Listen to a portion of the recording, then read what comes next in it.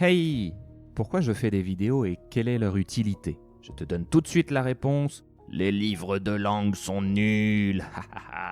C'est un peu de la provoque, mais je vais t'expliquer.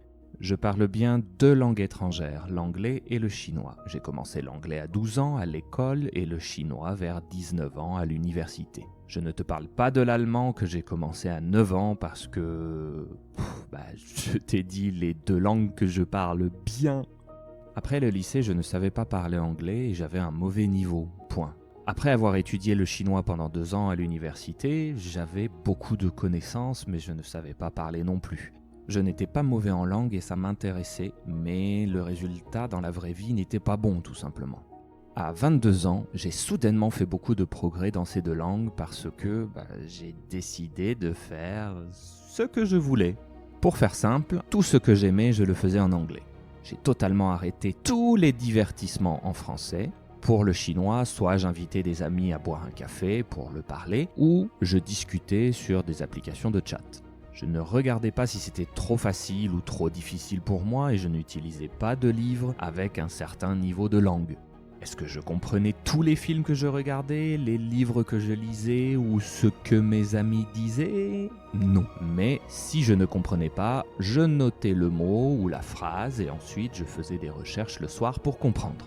J'étudiais le vocabulaire dans les phrases que je notais et j'apprenais très vite parce que ces mots avaient un contexte, mais aussi un sentiment.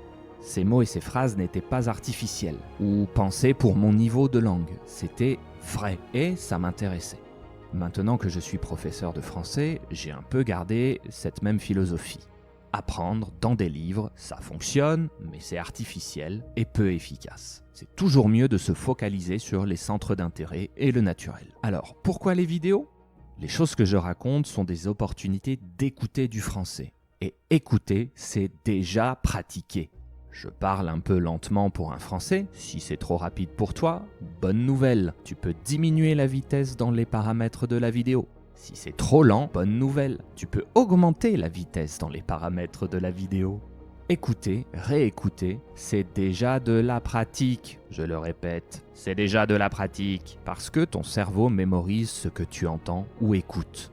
Si tu veux faire mieux, tu peux regarder les sous-titres qui s'affichent en français ou en anglais. L'anglais peut aider au début, mais je t'encourage à utiliser les sous-titres français si c'est possible. Ensuite, tu peux faire pause pour noter les mots ou chercher une définition. Il y a beaucoup de dictionnaires super en ligne, mais Reverso, par exemple, est vraiment bien. Et enfin, tu peux apprendre ces mots dans une phrase. Tu verras, c'est beaucoup plus simple quand cette phrase vient d'une vidéo plutôt qu'un livre où le contenu est artificiel.